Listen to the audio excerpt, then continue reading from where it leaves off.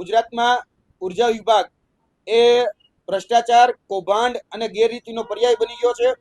કેમ કે હમણાં જ થોડા સમય પહેલા જામનગરની અંદર જેટકો ના એપ્રેન્ટિસ માટેની ભરતી કરવામાં આવી હતી. તેમાં 35 જેટલા ઉમેદવારો એ ક્યાંક ને ક્યાંક ડમી અને ક્યાંક ને ક્યાંક કહી શકાય કે ખોટી રીતે આ ભરતી અંદર ઘૂસી ગયા હતા. તેને દૂર કરવા માટે એને દૂર કરવામાં પણ આવ્યા, પરંતુ આજ દિન સુધી એમાં 4 મહિનાનો પગાર આપી દેવા છતાંય એ લોકો પાસે હજી રિકવરી કરવામાં નથી આવી. અને તેની સાથે સાથે જે 4 મહિના જેને નોકરી મોડી મળી તેની સિનિયોરિટીના સવાલ પણ ઊભા થાય છે. અને આજ દિન સુધી આ જે ભરતી કૌભાંડ છે એ ભરતી કૌભાંડની તપાસ પણ નથી થઈ. એ જ રીતે જેટકોની પ્લાન્ટ એટેન્ડન્ટની પોસ્ટ એ ક્યાંય પણ એ સ્ટાફ સેટઅપમાં હતી જ નહીં, છતાં પણ એ પોસ્ટ ખોટી રીતે ઊભી કરી અને આખી ભરતી એમાં કરી નાખવામાં આવી. ટાયર 1 ટાયર 2 પરીક્ષા લઈ લેવામાં આવી, ડોક્યુમેન્ટ વેરિફિકેશન કરાવી નાખવામાં આવ્યા, પરંતુ એમાં પણ તપાસ થઈ નહીં અને આ ભરતી એ રદ કરી નાખવામાં આવી. તે જ રીતે જેટકોની આથી કહી શકાય કે થોડા સમય પહેલા 6 થી 8 મહિના પહેલા ઇલેક્ટ્રિકલ આસિસ્ટન્ટની ભરતી થઈ હતી, તો તેની અંદર પણ 1282 જે ઉમેદવારો હતા તેના પોલ ટેસ્ટ લેવામાં આવ્યા હતા, પરંતુ એ પોલ ટેસ્ટમાં ગડબડી હતી. તો તેમાં પણ આજ દિન સુધી કોઈ તપાસ નથી થઈ. અને આ જે સિલસિલો છે એ સિલસિલો અત્યારે પણ યથાવત છે. આવતીકાલે પીજીવીસીએલ ની અંદર ઇલેક્ટ્રિકલ આસિસ્ટન્ટ એટલે કે હેલ્પરની ભરતી છે. લગભગ જોવા જઈએ તો હજારો વિદ્યાર્થીઓ આ પરીક્ષા આપવાના છે, પરંતુ આ પરીક્ષામાં જેને કહી શકાય કે જવાબદારી સોંપવામાં આવી છે આ પરીક્ષા લેવા માટેની, એ જવાબદાર અધિકારીઓ ક્યાંક ને ક્યાંક પોતાના તાઇફાઓમાં એ વ્યસ્ત છે. અને અત્યારે જુનાગઢની અંદર પીજીવીસીએલ નું કહી શકાય કે તમામ જીબી એન્જિનિયરિંગ એસોસિએશન 27મું ત્રિવાર્ષિક અધિવેશન ચાલુ છે, જેમાં ગુજરાતભરના તમામ એન્જિનિયરો ત્યાં ઉપસ્થિત છે. ડી જેઈ થી લઈ બધા જ એન્જિનિયરો 5000 કરતા વધારે એ લોકો ત્યાં ઉપસ્થિત છે. તો આ ભરતીનું શું, તેની સાથે સાથે અમારું આ માધ્યમથી એક બીજો પણ આક્ષેપ છે. જ્યારે રાજકોટની મીડિયા હાઉસમાં અમે જ્યારે છીએ ત્યારે પીજીવીસીએલ ની વડી કચેરી રાજકોટ ખાતે આવેલી છે, અને જે પીજીવીસીએલ અત્યારે જે કહી શકાય કે જીબી એન્જિનિયરિંગ એસોસિએશન નું 27મું ત્રિવાર્ષિક એસોસિએશન જ્યાં મળ્યું છે, તેમાં અધિવેશનની અંદર જે લાઈન નાખવામાં આવી છે એ 11 કેવીની લાઈન નાખવામાં આવી છે. તમે જોઈ શકો છો કે 11 કેવીની 2 લાઈન નાખવામાં આવી છે, જેમાં 2 ફીડરનો ઉપયોગ કરવામાં આવ્યો છે, રાજમોતી ફીડર અને એકલવ્ય ફીડર. આ એનો પુરાવો છે. હવે સામાન્ય નાગરિક, સામાન્ય ખેડૂત ને જો પોતાના વિસ્તારમાં એક ટીસી નાખવું હોય, એક લાઈન નાખવી હોય, તો હજારો પ્રકારના કાગળિયા કરવામાં આવે છે. એની મંજૂરી માટે 6 8 મહિના સુધી લબડાવવામાં આવે છે. તો આ કાર્યક્રમ માટે આ તો ખાનગી યુનિયન છે, તો આ ખાનગી યુનિયનના કાર્યક્રમને એ કઈ રીતે સીધી મંજૂરી મળી જાય છે? અને 2 ફીડરનો પાવર, 2 વીજ જોડાણનો પાવર એ એક જ જગ્યાએ ટેમ્પરરી વીજ જોડાણ આપવામાં આવ્યું છે, તો એક જ જગ્યાએ કઈ રીતે આપવામાં આવ્યો, કોની રહેમરાએ આપવામાં આવ્યો? તેની સાથે સાથે ગુજરાતની અંદર સ્ટાફની ખૂબ અછત છે. ત્યારે આ માનવ કલાકો જે છે એ માનવ કલાકો ક્યાંક ને ક્યાંક વેડફાઈ રહ્યા છે. અને અત્યારે પણ જે જાહેર જનતાના જે સેવકો છે એ જાહેર જનતાના સેવકો એ પોતાના ક્યાંક ને ક્યાંક ખાનગી યુનિયનના તાઇફાઓમાં વ્યસ્ત છે. અને વર્તમાનમાં જેને ખરેખર જાહેર જનતાના હિત માટે કાર્ય કરવાનું છે, જેમાં જે ગાડીઓ આપવામાં આવે છે, જે સરકારી ગાડીઓ છે, એ સરકારી ગાડીઓનો ઉપયોગ પણ આ તાઇફાઓની અંદર સરકારી ખર્ચે એ ઉધારવામાં આવે છે.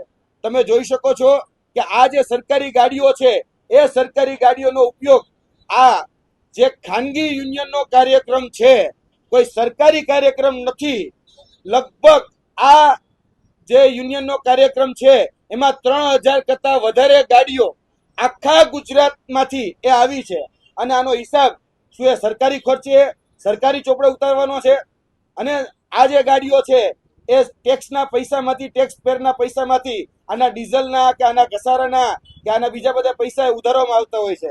તો આ જે કાર્યક્રમ થઈ રહ્યો છે એમાં ન કરે નારાયણ અને કદાચ કોઈ જગ્યાએ વીજ પુરવઠો ખોરવાય, ન કરે નારાયણ કોઈ જગ્યાએ કંઈક આકસ્મિક ઘટના બને, તો એના માટે જે ડેપ્યુટી એન્જિનિયર, જે જુનિયર એન્જિનિયર, જે એક્ઝિક્યુટિવ એન્જિનિયર, આ બધા જે એન્જિનિયરો અત્યારે જે તાઇફામાં વ્યસ્ત છે, ન કરે નારાયણ અને કદાચ કોઈ દુર્ઘટના બને તો એના માટે એ કોણ જવાબદાર રહેશે?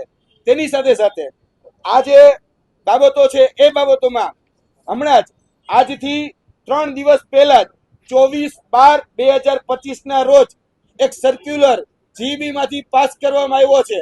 જે સર્ક્યુલર એવું કહે છે કે કોઈ પણ કર્મચારી એન્જિનિયર હોય કે ડેપ્યુટી એન્જિનિયર કે એક્ઝિક્યુટિવ એન્જિનિયર એને પોતાનું હેડ ક્વાર્ટર છોડવું નહીં.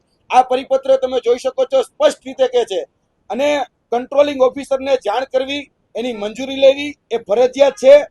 અને આમાં હેડક્વાર્ટર છોડવાની સખત અને કડક રીતે મનાઈ કરવામાં આવી છે.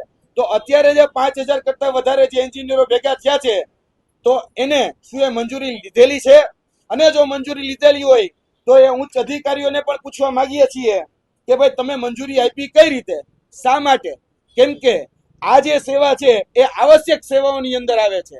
જો આવશ્યક સેવાઓની અંદર આ બધી ફરજો આવતી હોય તો જે ઉપરના જે અધિકારીઓ છે, એસી છે, એમડી છે, એ એમડીએ જ્યારે કહી શકાય કે સોશિયલ મીડિયા હોય, ઇલેક્ટ્રોનિક મીડિયા હોય, પ્રિન્ટ મીડિયા હોય, આ તમામ જગ્યાએ આ બ્રોશર જે લોકો આવવાના છે, જે લોકોના કાર્યક્રમ છે, એ બધી જ જગ્યાએ જો વાયરલ હોય તો ઉપલા અધિકારીઓ, junior engineer, deputy engineer, executive engineer એ બધા વગર એ ક્યારેય આ કહી શકાય કે આગળની જે પીજીવીસીએલ, યુજીવીસીએલ, ડીજીવીસીએલ, એમજીવીસીએલ ની કાર્યપ્રણાલી ચાલી શકે નહીં.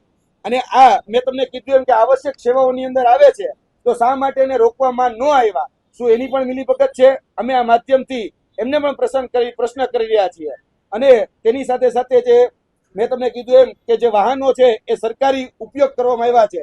હવે જે કરવા જોવા જઈએ તો ખાનગી કાર્યક્રમ છે, યુનિયનનો કાર્યક્રમ છે. શા માટે ભાઈ ખાનગી કહી શકાય કે સરકારી એ વાહનોનો ઉપયોગ કરવામાં આવે છે અને ટીએબી, ડીએબી બધું ઉધારવામાં આવશે? તો ભાઈ આ સામાન્ય જનતાના ટેક્સના પૈસે શા માટે ભાઈ યુનિયન વાળા એ તાઇફાઓ કરે છે? અને મહત્વની વાત એ કે આવતીકાલે ઇલેક્ટ્રિકલ આસિસ્ટન્ટની પરીક્ષા છે. અમારી પાસે એવી બાતમી છે કે આ પરીક્ષાની અંદર ગેરરીતિ થવાની છે.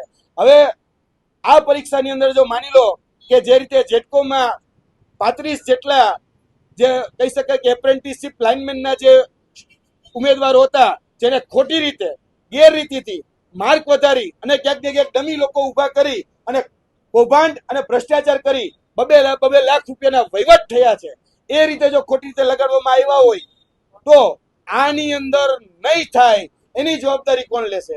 એટલે આવતીકાલે ખૂબ મહત્વની પરીક્ષા છે. રાજકોટ વર્તુળની પરીક્ષા છે, પીજીવીસીએલ ઇલેક્ટ્રિકલ આસિસ્ટન્ટ હેલ્પરની પરીક્ષા છે.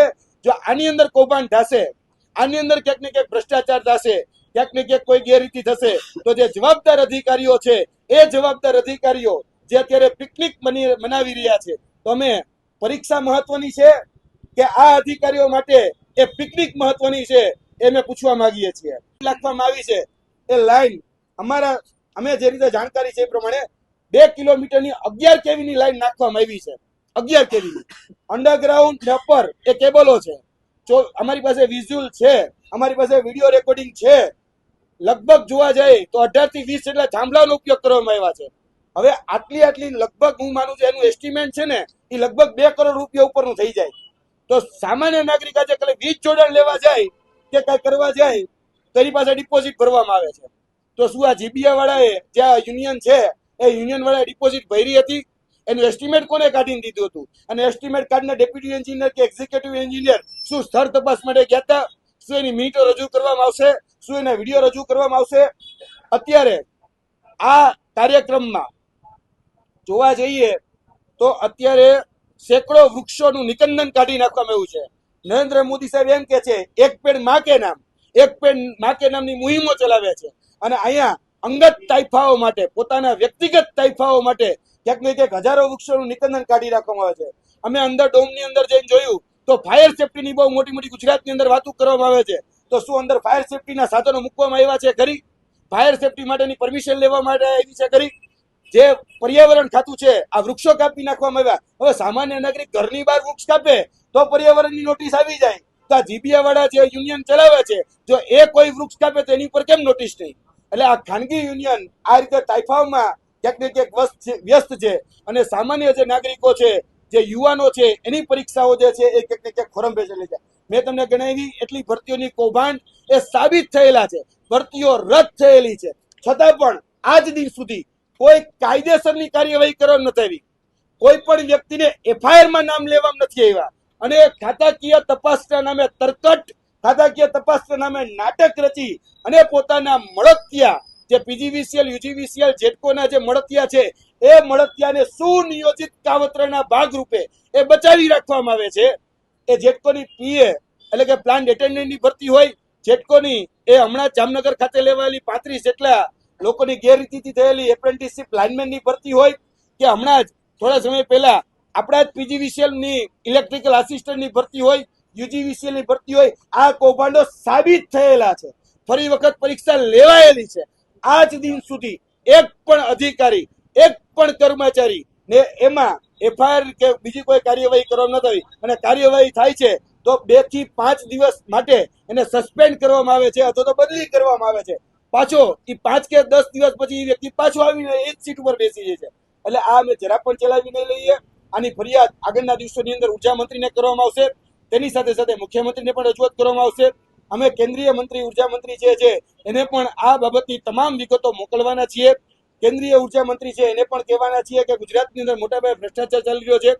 આ બધી જ બાબતોની વિગતની આરટીઆઈ અમે સોમવારે કરવાના છીએ કે આ જે તાઇફાઓ કરવામાં આવે છે એ તાઇફાઓમાં કોની રહેમરાહે, કોના આશીર્વાદથી, કોની છત્રછાયાથી આ બધી મંજૂરીઓ આપવામાં આવે છે. સિનિયર આસિસ્ટન્ટ જે પટેલ સાહેબ છે એની સામે જામનગરની અંદર ખાલી સસ્પેન્ડ કરવામાં આવ્યા છે અને સસ્પેન્ડ કરી અને બદલી કરી નાખવામાં આવી છે. જે 35 જેટલા ઉમેદવારો જે ખોટી રીતે લાગ્યા હતા, 4 મહિનાથી નોકરી કરતા હતા, હવે એને છૂટા કરી અને બીજા 35 ઉમેદવારો લીધા છે, એમાં ના નથી.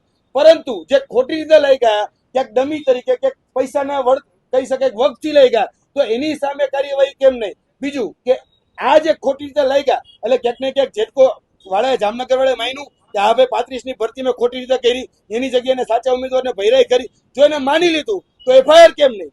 કાયદેસર કાર્યવાહી કેમ નહીં? કારણ કે જેટકોની અંદર જે આ ભરતી થઈ એ ભરતીની અંદર આ તો 35 સામે આવ્યા છે. હજી હું તમને કહું કે એની અંદર આ ગોંડલ સર્કલની ભરતી, જુનાગઢ સર્કલની ભરતી અને કચ્છની સર્કલની ભરતી પણ સામેલ હતી. છતાં પણ આ ભરતીઓની અંદર હજી સુધી તપાસ કરવામાં નથી આવી. જામનગર એપ્રેન્ટિસશીપ લાઇનમેનની ભરતીમાં જ તપાસ થઈ છે. જો બીજી ભરતીઓની અંદર તપાસ કરવામાં આવે તો આના આ તો 35 ત્યાં છે.